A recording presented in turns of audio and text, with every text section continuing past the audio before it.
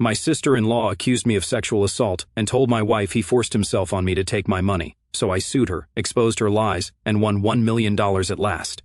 Hey Reddit, so I've been hesitating for a while, but now I'm finally ready to share my story. It's a long one, so buckle up.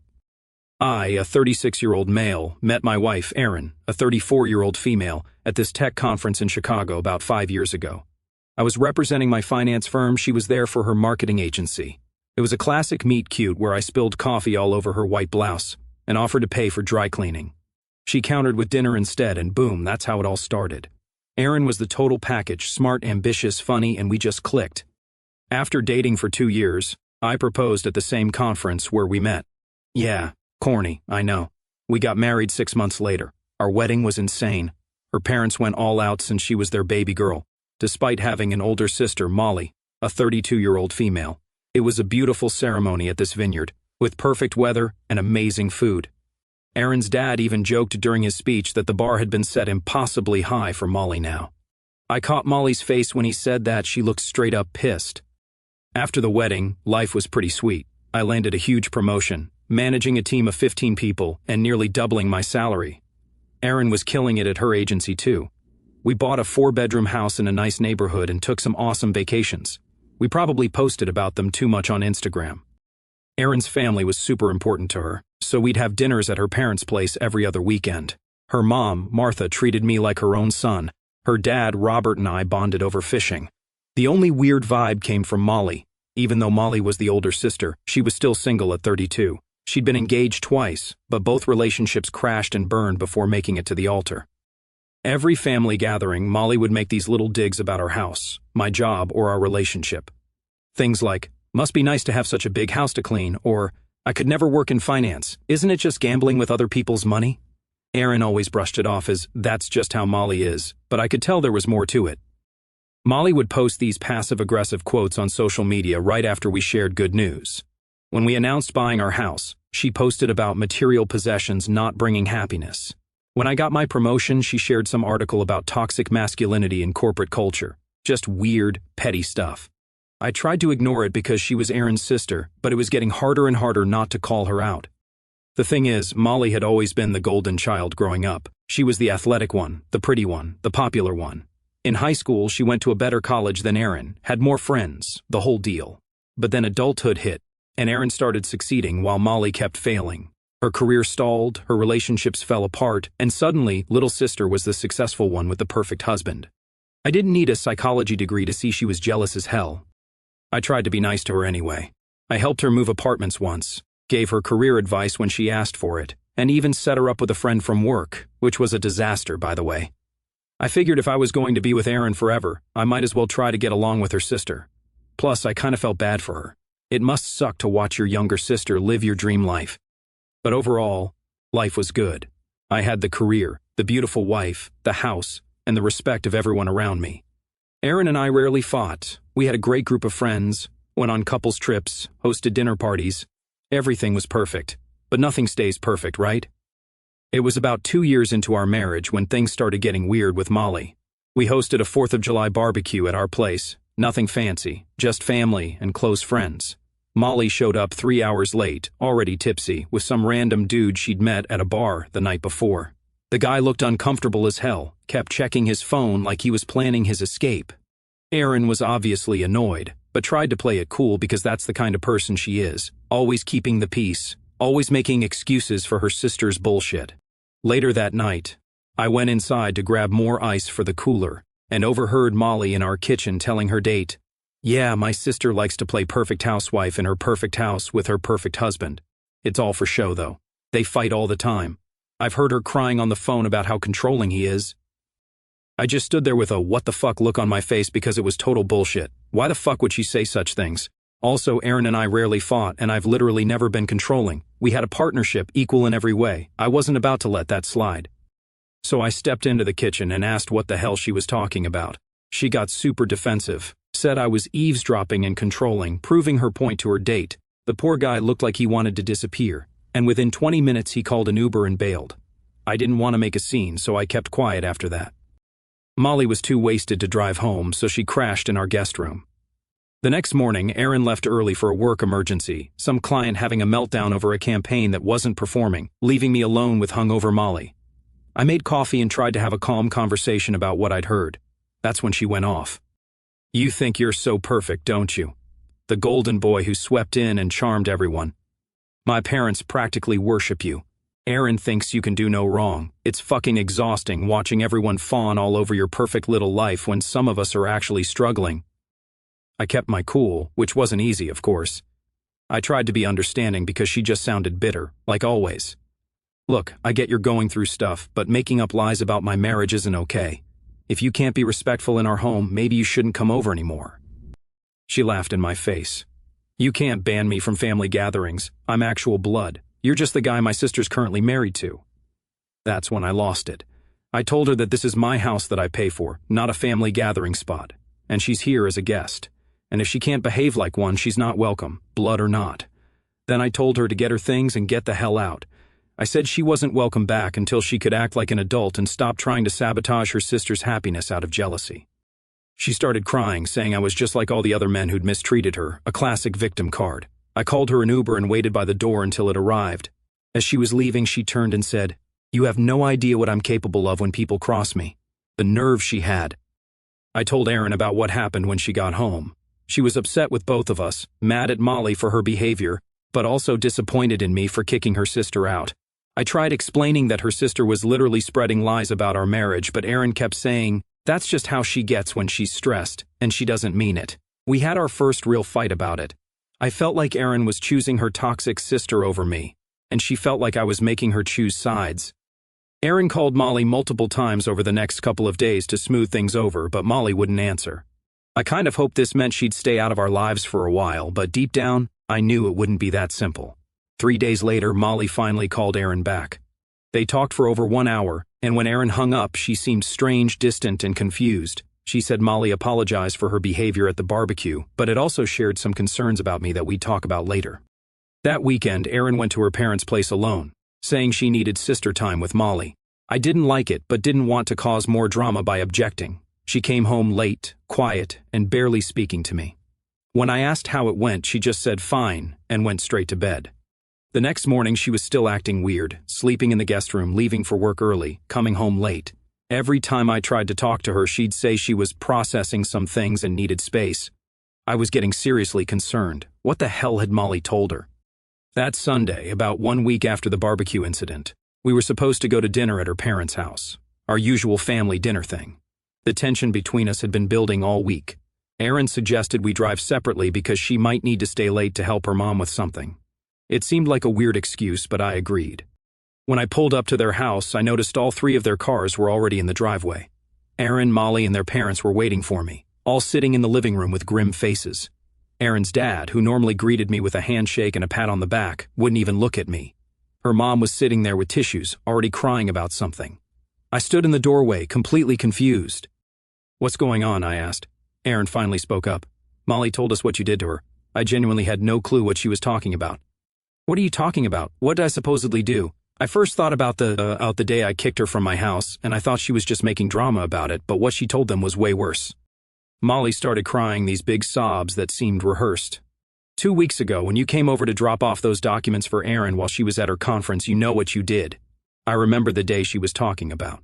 Erin had forgotten some contract papers she needed signed, so I dropped them off at her and Molly's shared apartment on my way to work. Molly had been half asleep in pajamas, took the envelope, and closed the door. The whole interaction lasted maybe 30 seconds, no more. "I literally handed you an envelope and left," I said, completely baffled. "That's not all you did. You pushed your way in. You said you needed to use the bathroom, and then you—" She broke down into more sobs. Erin jumped in. "She says you assaulted her in her own apartment." The accusation hit me like a truck. I literally felt like someone had punched me in the stomach. "Wait, what the fuck? That's absolutely insane. I never even stepped foot inside. The doorbell camera would show that." Molly immediately shot back. "Our building doesn't have doorbell cameras," suddenly very precise through her tears. "Convenient, right?" Robert finally looked at me, red-faced. "I trusted you with my daughter. I welcomed you into our family." I couldn't believe what was happening. These people who had treated me like family for years were looking at me like I was a monster, based on what was an obvious lie from a woman who literally threatened me 1 week ago. They didn't even care. There was no proof. This is crazy, I said, trying to stay calm. Aaron, come on, you can't possibly believe this. Molly's lying, she threatened me. Aaron looked torn, but Molly jumped in again. See, he's trying to make me look crazy so you won't believe me. Classic abuser tactics. Robert stood up, pointing at the door. I think you should leave now before I do something I'll regret. I looked at Aaron, desperate for any sign that she knew this was wrong. Aaron, please, we've been together for 5 years. You know me, you know I would never do something like this. Aaron wouldn't meet my eyes. She told me she needed time to think, then told me that I should stay somewhere else for a while. I left, completely shocked. That night, I called my buddy Mike, giving him the bare minimum of what happened, that Aaron and I had a huge fight, and I needed a place to crash. He said I could use his couch for a few days. I didn't sleep at all that night. I just kept replaying everything in my head, trying to make sense of what had happened. How could Aaron believe I would do something so horrible? And how could her parents buy into this too? The next morning, I drove to our house to get some clothes, only to find all my stuff thrown onto the front lawn. Aaron stood in the doorway, arms crossed. The locks have been changed, she said. My lawyer will contact yours about the divorce. My brain couldn't process what I was hearing. Divorce? No, seriously, Aaron, we need to talk about this. Molly is lying, but she shook her head. My sister wouldn't lie about something like this. I was desperate. She literally threatened me last week. This is her revenge for me kicking her out, and after I heard her bullshitting on a call. Aaron wasn't convinced. She told me you'd say that. She told me you'd try to make her look unstable to cover your tracks. I couldn't believe what I was hearing. So you're just going to throw away our marriage based on an accusation with zero proof after everything we've built together? I need to support my sister. I'm so disappointed in you, she said and closed the door in my face. I stood there for 1 minute, completely numb. Then I started gathering my stuff from the lawn. Some neighbors were watching from their windows. Great. So the whole neighborhood got to see my humiliation. I loaded as much as I could into my car and went back to Mike's place. Thank God for Mike, man. He just helped me bring my stuff without asking questions. The nightmare was just beginning. The next afternoon, cops showed up at Mike's place, 2 detectives asking if they could talk to me. They questioned me for hours about my relationship with Molly and my whereabouts on the day in question. I kept telling them I was only at her apartment for seconds, just long enough to hand her an envelope, but they kept circling back with more questions. It was obvious they'd already decided I was guilty. They didn't arrest me but said the investigation was ongoing. As soon as they left, Mike was like, "Dude, what the fuck?" I had to fill him in and explain everything. Mike believed me, but he was one of the few who would. I called a lawyer as soon as the cops left. He charged me $500 for a consultation and basically said I was screwed. Without evidence proving I didn't do it, it's her word against yours, and in the current climate, her word carries more weight. The next day, my boss called me into his office. Human Resources was already there waiting. Apparently, Aaron's dad, who golfed with the chief executive officer, had already warned them about the situation. I was placed on administrative leave pending the investigation. My boss, who used to invite me to his lake house on holidays, couldn't even look at me as he asked for my badge. When I got back to Mike's place, I had an email from our landlord. Aaron had contacted him about removing me from the lease. I also had voicemails from 3 different friends, all essentially saying the same thing. I heard what happened. I don't think we should hang out for a while. I tried one more time to call Aaron, but my number was blocked. I emailed her but got no response. Within 1 week, I got official divorce papers. Aaron was filing on grounds of cruel and inhumane treatment and wanted the house, half my savings, and monthly alimony. Great. Never been better. The papers included a restraining order preventing me from contacting her or coming within 500 feet of our home. After 1 month of sleeping on Mike's couch, I found a crappy apartment in a sketchy part of town because no one would rent to me after a background check showed I was under investigation for sexual assault. I had to use most of my savings to pay the lawyer retainer. You know what's funny, in a totally fucked up way? I told Mike one night if I had actually done what Molly accused me of, I'd probably have gotten better treatment. At least I'd have gotten a trial. In the court of public opinion, accusation equals guilt. Mike nodded. It's messed up, man. You're guilty until proven innocent, and even then the stain never really goes away. He was right. Even if I was eventually cleared, the damage was done. So the police investigation dragged on for weeks. Molly had apparently told them I had boundary issues and had made inappropriate comments to her for months before the alleged assault. All complete lies, but impossible to disprove. The worst part was knowing that everyone believed her. Our mutual friends who'd been at our wedding posted vague supportive messages about believing victims and standing with survivors. A couple of Aaron's cousins sent me threatening messages. One night, someone spray-painted Predator on my car. At least they spelled it right, I joked to Mike as we tried to clean it off. It would have been even more insulting if they thought I couldn't read. Just when I thought things couldn't get worse, after 2 months the company fired me, citing a morality clause in my contract. It basically said, even though I hadn't been convicted of anything, the accusation alone was enough to damage the company's reputation. The severance check barely covered 1 month's rent. I started delivering food just to make ends meet. I started eating gas station burritos, sleeping in my car for one night. I'd lost weight, couldn't sleep. My lawyer was useless. Every time I called for an update, he'd bill me $200 just to tell me there was no update. He kept encouraging me to take a plea deal if one was offered just to make this go away, even though I hadn't done anything wrong. I fired him and found a new one, but she wasn't cheap. My savings were dwindling fast, and I had no income besides food delivery. I tried applying for other finance jobs, but no one would touch me once they did a background check. I started selling my stuff just to cover bills. I had to get a beater car just to keep doing deliveries. The divorce went through faster than I thought possible. Aaron got the house and a chunk of my remaining savings. Molly apparently testified about my pattern of inappropriate behavior, bringing up completely fabricated incidents from family gatherings. The judge barely glanced at my side of the story. My lawyer told me I was lucky the criminal investigation hadn't led to charges yet. Yeah, quote-unquote lucky wasn't exactly how I felt. By the end of the year I had lost everything: my wife, my home, my career, my friends, my reputation, my savings. I had to move back in with my parents at 36 years old. Rock Bottom had a basement, and I was living in it. My parents believed me, at least. They were maybe the only ones besides Mike who did. My dad offered to help with legal bills, but they were retired and living on a fixed income. I couldn't drag them down with me. The criminal investigation eventually closed due to insufficient evidence. The detective called to tell me they weren't pressing charges, but his tone made it clear he still thought I was guilty, just that they couldn't prove it. No apology, no acknowledgement that my life had been ruined over nothing. Just, we're not moving forward at this time, like they were doing me some huge favor by not charging me with a crime I didn't commit. I tried to start rebuilding. I found a job at a small investment firm in my parents' town, making way less than before, but at least it was in my field. The owner was an old friend of my dad's who was willing to give me a chance when no one else would. I worked my ass off. During all that, the anger was the hardest part to deal with. I'd lay awake at night thinking about how Molly was out there living her life, posting Instagram photos and going on vacations, while I was sleeping in my childhood bedroom at 36. How Aaron, who I'd loved for 5 years, had thrown everything away so easily. How the whole justice system is just so fucked up. I stayed in my parents' town for about 1 year, saving every penny I could. My goal was to move somewhere no one knew me, where I could start completely fresh. I chose Denver, far from my old life, with a good job market, and I'd always liked the mountains. I found a small apartment and a decent job at another investment firm. It wasn't the director track position I'd had before, but it was a start. I kept to myself mostly, made a few casual friends at work in the gym. As the second anniversary of the divorce approached, I was in a better place financially. I hadn't spoken to Erin or anyone from her family since the divorce was finalized, hadn't tried to contact her. I'd started to accept that I would never get justice or closure, and I'd just have to find a way to move on despite it. I focused on my new job. Life wasn't good, exactly, but it was functional. Then came the text from Mark, Erin's cousin on her mom's side.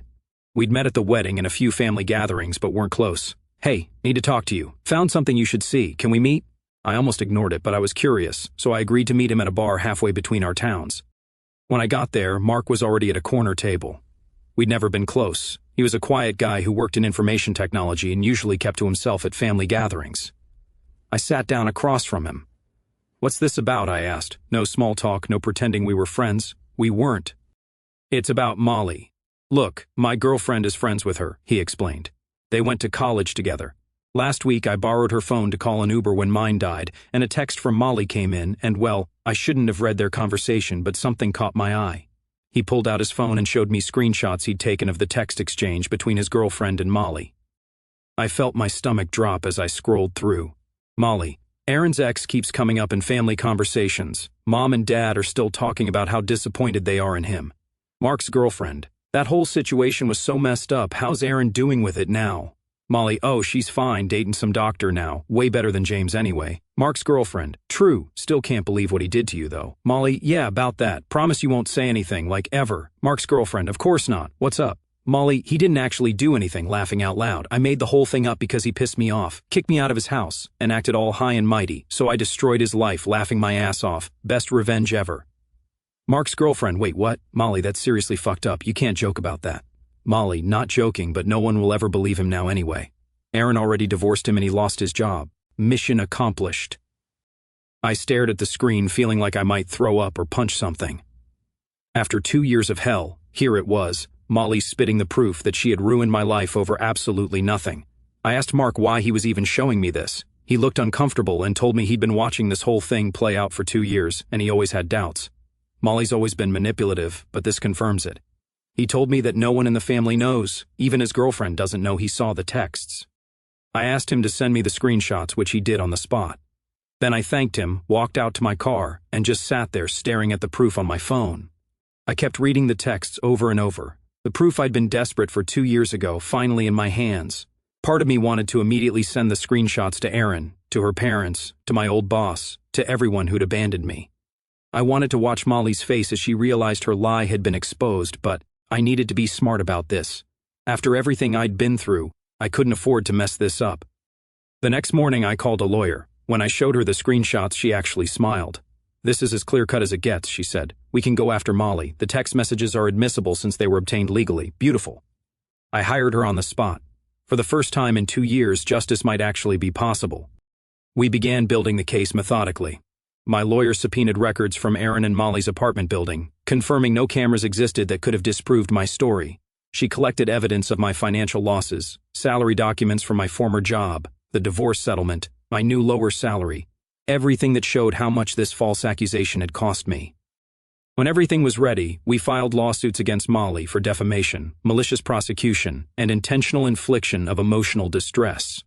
We named Erin as a co-defendant for her role in furthering the defamation. We also filed a separate suit against my former employer for wrongful termination. The papers were served to Molly at her workplace. According to the process server, she turned ghost white when she realized what was happening. Erin was served at the hospital where her new boyfriend worked, causing a scene that apparently got back to him quickly. Within hours, my phone exploded with messages. Erin's parents threatening legal action against me, former friends calling me vindictive, and saying I needed to move on. Molly's lawyer contacted mine immediately, suggesting mediation instead of going to court. My lawyer's response was simple: "We look forward to showing the text messages to a jury." That's when the tone changed. Molly requested a private meeting with me and my lawyer. I agreed, curious to see her face when she realized her game was up. In the conference room, Molly looked nothing like the confident woman who had destroyed my life. Her lawyer kept trying to control the conversation, talking about misunderstandings and family conflicts getting out of hand. My lawyer pulled out the text messages. Molly's face crumpled as she read her own words on the printout. Her lawyer's expression changed. I was drunk," Molly stammered. "I was exaggerating to sound impressive to my friend." "That's not how a jury will see it," my lawyer replied. "They'll see a woman admitting to deliberately falsifying an assault claim to ruin a man's life out of petty jealousy. I estimate damages in the range of $300,000, possibly more with punitive damages." Molly broke down crying. "I can't pay that kind of money. I'll be ruined." We left them to discuss their options. The next day, Molly's lawyer called with a settlement offer, $100,000, and a signed confession admitting she had fabricated the entire accusation. "Not enough," was my response. The next offer came in at $150,000. I countered with my terms: $300,000 the signed confession, and a video statement she would record admitting to the false accusation that I could share with anyone who had been told about the original claims, including my former colleagues and friends. She eventually agreed, likely realizing a court case would be even more devastating. Erin was next. After hearing about Molly's confession, she tried calling me repeatedly. I didn't answer. Instead, I had my lawyer forward the text messages and Molly's written confession to her lawyer. 2 days later, Erin showed up at my apartment, having gotten the address from God knows where. I refused to let her in and called my lawyer instead, who agreed to meet us at her office. When we got there, Erin was already crying and apologizing. It didn't move a thing in me. "Save it," I interrupted. "You had a chance to believe me 2 years ago. You chose not to." In the end, Erin agreed to a settlement as well, $150,000, plus a formal letter of apology. She also agreed to make a statement to my former employer about the falsity of the accusations. The money would come from selling the house, our house, that she'd gotten in the divorce. Poetic justice, I guess. My company settled the wrongful termination suit for another $300,000 and offered to reinstate me, an offer I declined. I didn't want to return to a place where people had been so quick to assume the worst about me. All told, the settlements from Molly, Aaron, and my former employer totaled nearly $1 million. The money couldn't give me back the 2 years of my life that had been stolen, but it was vindication. Perhaps the most satisfying moment came when Molly's confession video was shared with the extended family and our former social circle. The same people who had shunned me and supported her now saw the truth. The fallout was swift. Molly lost her job when the story got back to her workplace. Aaron continued trying to contact me, sending emails about how sorry she was and how she would do anything to make it right. I never responded. Some betrayals are too deep to come back from, and hers was one of them. With the settlements finalized and the truth public, I had decisions to make about my future. I didn't want to stay in Denver. I decided on Seattle. I'd always liked the Pacific Northwest, and it has a good job market for finance. I bought a sweet condo with views of Puget Sound, invested the remaining settlement money, and started interviewing with firms that had no connection to my past. The lawsuit and confessions had cleared my professional reputation. Former colleagues started reaching out again, offering connections and references. Amazing how people change their tune when they realize they backed the wrong horse. I accepted a position as a senior financial advisor at a prestigious firm with a salary even higher than my previous job. For the first time in years, I felt like my career was back on track. Sometimes I still think about those lost years, but most days I focus on what I've built from the ashes, my new career, my hard-won wisdom about human nature. It's been about 1 year since the settlements. First off, thanks for all the comments and support on my previous posts. It helped more than you know when I was going through the worst of it. Life in Seattle has been pretty good. My job at the new firm is going great. I just got promoted to department head last month, which came with a nice office and an even nicer salary bump.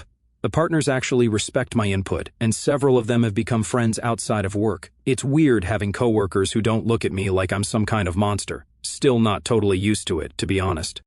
The settlement money has mostly been invested. I've got a solid portfolio going that should set me up nicely for retirement. I also splurged a bit and bought myself a new car. Nothing too flashy, but definitely an upgrade from the beater I was driving during my food delivery days. Still can't believe there was a time when I was scraping by on tips just to make rent. Crazy how fast your life can change, both for the worse and for the better. I still get the occasional update about Aaron and Molly, not because I seek it out, but because Mark still texts me sometimes. Aaron finally sold the house a few months ago. Molly is still struggling from what I hear.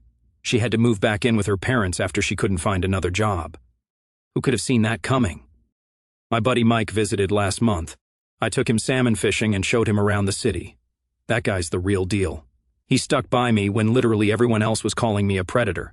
We don't talk about it much, but we both know our friendship is solid in a way most people never experience. If there's any advice I can give to someone going through something similar, it's this: document everything. Get the best lawyer you can possibly afford. Cut toxic people out of your life completely, and be patient. The truth has a way of coming out eventually. It might take months or years, but lies are hard to maintain forever. Molly got sloppy and admitted the truth to a friend via text. That one mistake brought her whole house of cards tumbling down. So that's it. Thanks for reading my story, Reddit. Wishing you all the best and hoping none of you ever have to go through anything like this. Edit 1. Lots of people asking if I still have contact with Aaron. The answer is no. After I told her not to contact me again, she finally stopped trying. Last I heard, she moved to another city for a fresh start. Edit 2. For those asking about legal repercussions for Molly beyond the civil suit, the prosecutor wasn't interested in pursuing criminal charges for filing a false police report. She said it would be too difficult to prove intent, despite the confession text. The system protects itself, makes you wonder how many other false accusations are out there that never get exposed. Edit 3. Thanks for all the awards and supportive comments. This community helped me through some dark times.